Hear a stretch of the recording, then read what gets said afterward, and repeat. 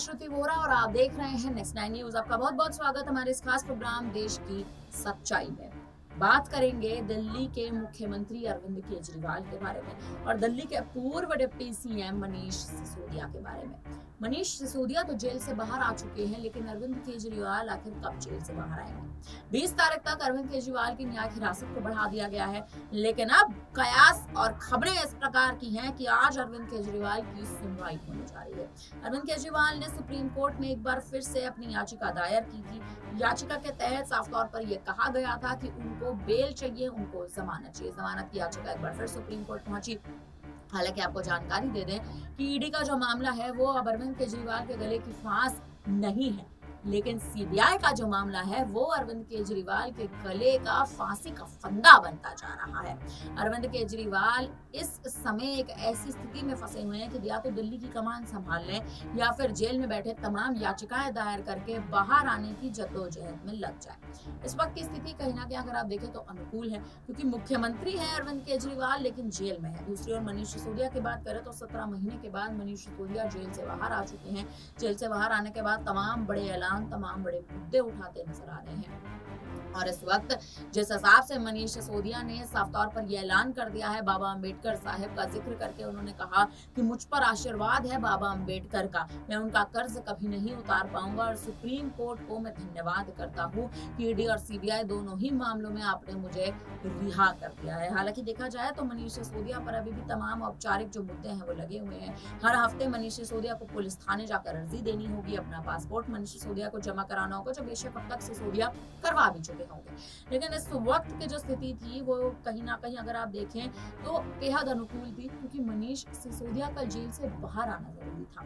Jail से बाहर तो मनीष सिसोदिया आ गए, लेकिन अब अरविंद केजरीवाल का था। अरविंद केजरीवाल आखिर कब जेल से बाहर आएंगे? क्योंकि अगर देखा जाए तो ईडी और सीबीआई के मामले में अरविंद केजरीवाल हाल ही में बुरी तरह से फंसे हुए थे और आज एक बार फिर से अरविंद केजरीवाल की सुनवाई होने जा रही है। सुनवाई दिल्ली हाई कोर्ट में होगी और कहीं ना कहीं अगर आप देखें सुप्रीम कोर्ट में जो याचिका दर्ज की है, माफ करेगा, अगर उनकी आज उनकी जो सुनवाई है वो सुनवाई उनकी सुप्रीम कोर्ट में होने जा रही है। और सुप्रीम कोर्ट की इस सुनवाई में दिल्ली हाई कोर्ट की भी अगर आप देखें तो कहीं ना कहीं अहम भूमिका रहने वाली है। वो इस तरह से क्योंकि सीबीआई के मामले में इस वक्त अरविंद केजरीवाल बुरी तरह से फंसे हुए हैं और अरविंद केजरीवाल ईडी के मामले से तो हाल ही में रिहा हो चुके थे। सुप्रीम कोर्ट से बड़ी राहत अरविंद केजरीवाल को मिल गई थी, लेकिन मनीष सिसोदिया जिस तरह से बुरी तरह अंत तक फंसे रहे, उसी अंत तक अब अरविंद केजरीवाल भी फंसे रहे। जेल से जब से मनीष सिसोदिया बाहर आया उन्होंने तमाम बड़े बयान दिए हैं। क्या कुछ उन्होंने कहा है, पहले इस बयान में सुन लीजिए।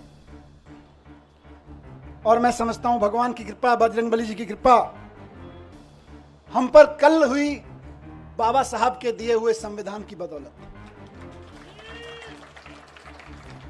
बाबा साहब ने जब ये मुकदमे की सुनवाई चल रही थी, मैं बहुत ध्यान से सुन रहा था, पढ़ रहा था, पूरी डिटेल ले रहा था वकील साहबों से। बाबा साहब ने 75 साल पहले, करीब 75 साल पहले अंदाजा लगा लिया था कि कभी कभी ऐसा भी होगा, हम लोकतंत्र का संविधान बना रहे हैं, लेकिन कभी कभी ऐसा भी होगा कि इस देश में तानाशाही ताकतें आके आतंकवादियों और ड्रग माफियाओं पर लगाए जाने वाले कानून को आम आदमी के ऊपर लगाएंगे, व्यापारियों के ऊपर लगाएंगे, विपक्षियों के ऊपर लगाएंगे। तो उस वक्त उन व्यापारियों को, उन आम आदमियों को, उन विपक्षियों को कौन बचाएगा? तो बाबा साहब ने पहले ही लाइन जोड़ दी थी, संविधान बचाएगा। यही भगवान की कृपा है। कौन बचाएगा उनको जब तानाशाह सरकार अपना जुल्म करेगी, एजेंसियों का दुरुपयोग, कानूनों का दुरुपयोग करेगी, जेलों का दुरुपयोग करेगी, तो कौन बचाएगा? 75 साल पहले उस महान शख्सियत ने लिख दिया था कि मैं ऐसा संविधान दे रहा हूं कि तुमको संविधान बचाएगा। आज हम संविधान के बदौलत खड़े, संविधान की ताकत से यहां पे खड़े हैं।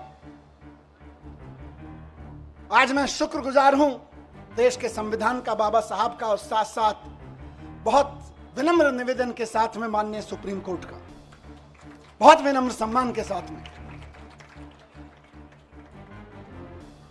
माननीय सुप्रीम कोर्ट ने संविधान की दी हुई ताकत का इस्तेमाल करते हुए कल तानाशाही को कुचला, तानाशाही को कल गलत ठहराया। और माननीय सुप्रीम कोर्ट के साथ साथ मैं बहुत तहे दिल से शुक्रगुजार हूं उन वकीलों का जो पिछले 1.5 साल से, 17-18 महीने से और बल्कि उससे पहले से भी पूरी लड़ाई लड़ रहे हैं। मैं जेल में बैठा था, आप लोग आंदोलन कर रहे थे, अरविंद जी जेल में बैठे हैं, आप लोग यहां सड़कों पे डंडे खा रहे हैं, लेकिन वो वकील इधर से उधर धक्के खा रहे हैं, एक कोर्ट से दूसरे कोर्ट धक्के खा रहे हैं, एक कागज से दूसरे कागज में डाल रहे हैं। इनकी एक एक साजिशों का, इनकी एक एक चालबाजियों का, इनकी एक एक तिगड़मों का जवाब दे रहे हैं अदालतों में खड़े होकर, इनके एक एक झूठ का पर्दाफाश कर रहे हैं। मेरे लिए तो मैंने कल भी कहा था, भगवान स्वरूप हैं। किसी भी जेल में बंद होने वाले एक व्यक्ति के लिए तो वकील भगवान स्वरूप होता है, और मेरे लिए तो सिंघवी साहब वाकई भगवान स्वरूप हैं। अभिषेक मनु सिंघवी जी, जिन्होंने इस पूरी कानूनी लड़ाई को इस अंजाम तक पहुंचाया, और जल्द ही अरविंद जी को भी बाहर लेकर आएंगे। मैं धन्यवाद करता हूं सिंघवी साहब का, मैं धन्यवाद करता हूं दयान कृष्णन साहब का, मैं धन्यवाद करता हूं मोहित माथुर साहब का, जिन्होंने बहुत बेबाकी से अदालतों के सामने ईडी और सीबीआई और भारतीय जनता पार्टी के सच को बेनकाब किया है। और मैं बहुत प्यार के साथ धन्यवाद करता हूं, उनमें से कुछ लोग मेरे उनसे उम्र में छोटे हैं, कुछ बड़े हैं, अपनी आम आदमी पार्टी की लीगल टीम के कुछ वकील साथी, हमारे एमएलएज यहाँ खड़े हैं, साथ साथ में उनको सबको कोऑर्डिनेट करने वाले विवेक भाई, इधर शायद नहीं होंगे, किसी विवेक जैन किसी अदालत में इस समय जाके आर्ग्यूमेंट कर रहे होंगे, इरशाद भाई इस समय कहीं किसी अदालत में आर्ग्यूमेंट कर रहे होंगे, कुछ पेपर बना रहे होंगे, और उनके कई साथी यहाँ खड़े मैं देख रहा हूँ, अपने सारे साथियों को मैं उनका भी बहुत धन्यवाद करता हूँ। रजत, साथ साथ में मैं शुक्रगुजार हूं देश भर में आम आदमी पार्टी के एक एक कार्यकर्ता का, नेताओं का। मैं तो 17 महीने जेल में था, जेल की छोटी सी एक कोठरी थी, इसकी 1/4 सी, इस पूरे स्टेज की 1/4 कोठरी में कोई नहीं। जब मैं गया था तो मैंने, वहाँ के सिपाही वगैरह कहते थे सर बड़े ऊपर से ऐसी हिदायतें हैं, वैसी हिदायतें हैं। मैंने कहा आप चिंता मत करो, मैं तो जंतर मंतर पे एक अखबार के साइज पे सो गया था, मुझे कोई दिक्कत नहीं है। मैं तो वहाँ से निकला हूँ जहाँ अरविंद केजरीवाल जी और मैं और संजय भाई बनारस रेलवे स्टेशन के, और जहाँ देश भर में रेलवे स्टेशन में रात को 2 बजे ट्रेन आती थी, तो इतने भी पैसे नहीं थे कि रात को किसी लॉज में रुक जाएं, तो जाके 9 बजे खाना खा के स्टेशन पे ही सो जाते थे अखबार बिछा के। हम तो वहां से भी निकल के आए, हमें तो कोई दिक्कत नहीं है। तो लेकिन हम तो वहां सो रहे थे, लेकिन डंडे कौन खा रहा था? जब मैं कोर्ट आता था तो मैं देखता था बैरिकेड लगे हुए और उसकी दूसरी तरफ से नारे लग रहे हैं, अखबारों में देखता था, टीवी में देखता था, आप में से बहुत सारे चेहरे यहां खड़े हैं, मैं देखता था ये मेरी बहन को लाठी लगी, ये मेरी बहन को एक पुलिस वाले ने धक्का दिया, ये मेरे एक भाई को पकड़ के खींचा।